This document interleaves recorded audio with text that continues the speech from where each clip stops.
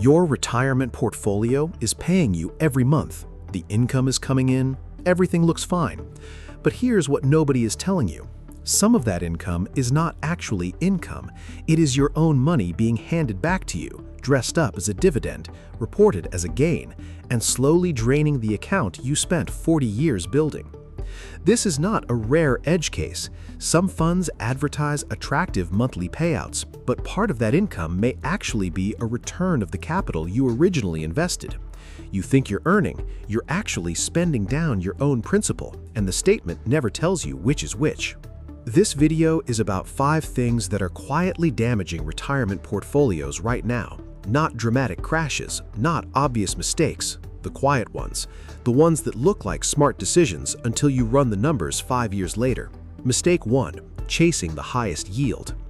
Walk into any retirement investing forum right now and you will find the same conversation happening on repeat. Someone found a fund yielding 11%, another one yielding 14%, someone else found one at 29%. The comments are full of excitement. Here is what those comments are not talking about. When a stock or fund offers double-digit yields of 10 to 14%, it feels like passive income heaven. But historically, extremely high yields often come from falling share prices or weakening fundamentals, not strong profits. You don't just earn income, you may be slowly losing your capital. The math works like this. A fund yields 12%. Sounds incredible. But if the share price drops 8% over the same year, your real return is 4%, and your portfolio is smaller than when you started. You collected the dividend, you lost the principal. Net result, you went backwards. A large dividend today means nothing if the payout disappears tomorrow. A smaller dividend that grows every year can eventually become much larger than a high dividend that stays flat. The number that matters is not the yield, it is whether that yield is sustainable and whether the underlying asset is holding its value while you collect it. Mistake 2. Going to cash when the market drops. When markets start falling, the instinct is powerful and immediate. Get out, move to cash, wait until the dust settles, then buy back in at lower prices. It feels disciplined, it feels smart. It is one of the most expensive mistakes a retiree can make. Here's why. The market does not fall in a straight line and then recover in a straight line.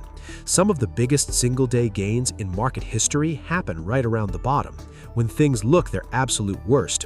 If you're sitting in cash on those days, you miss them entirely. And missing just a handful of the best days in a decade can cut your long-term returns by more than half. The second problem is getting back in. Once you've sold and moved to cash, every day the market goes up is a day you feel like you missed your window. You wait for it to come back down. It keeps going up. You wait longer. Eventually, you buy back at prices higher than where you sold, and now you've locked in the loss and missed the recovery. The solution is not zero cash. A permanent emergency reserve helps you sleep better. The mistake is trying to time the market by moving from stocks to cash and back again. The income from a well-built dividend portfolio keeps flowing whether prices are up or down. That income is the reason you do not need to sell anything. Mistake 3. Reacting to every news cycle. In retirement, you suddenly have time. Time to read the financial news. Time to watch the market. Time to notice every headline, every analyst warning, every geopolitical event that someone on television is calling catastrophic. And that time becomes dangerous. Rising healthcare costs, sticky inflation, and an uncertain rate environment all demand that every dollar in a portfolio is working toward a clear purpose. But the news cycle pulls in the opposite direction. It creates urgency around things that do not actually require action. There is always something: a regional bank collapse, a currency crisis, a war, a tariff shock, a Fed decision. Each one arrives with the same implied message: you should do something, react, adjust, move. The data says otherwise. The investors who do nothing during these events, who stay positioned and let the income keep flowing, consistently outperform the investors who trade on headlines. Not because they're lucky, because every trade has a cost, a spread, a tax event, a timing risk, and the news cycle is almost never a reliable signal about what will happen to prices over the next year. The default response to financial news should be to do nothing, and that default should only change based on specific predefined criteria, not because something made you nervous on a Tuesday afternoon. Mistake 4. Confusing diversification with clutter. Diversification is one of the most important principles in investing. It's also one of the most misunderstood, especially in retirement, where the instinct is to add more and more positions in search of safety. Many investors treat fund selection like a checklist. The result is a blended yield that drops, a monthly income that shrinks, and a portfolio that ends up producing less cash than a simpler, more intentional allocation would. Holding positions that overlap, cancel each other out, or drag down overall yield is not diversification. It's clutter disguised as a strategy. Here is what real diversification looks like in a retirement portfolio. It means income coming from sources that don't all move together. Dividend stocks, bonds, international equities, real estate investment trusts, business development companies, midstream energy, different asset classes, different geographies, different economic drivers, so that when one sector struggles, the others keep the income flowing. What it does not mean is owning 15 funds that all hold the same 30 large-cap American companies with slightly different fee structures. That's not protection. That's the illusion of protection with extra costs attached. Strategy and quality selection outweigh chasing yield. Align investments with clear roles and manage expectations for long-term success. Every position in a retirement portfolio should be there for a specific reason, and if you can't explain that reason in one sentence, the position probably shouldn't be there. Mistake 5. Optimizing for growth instead of income. For most of your working life, the goal was simple: make the portfolio bigger, beat the market, maximize the number.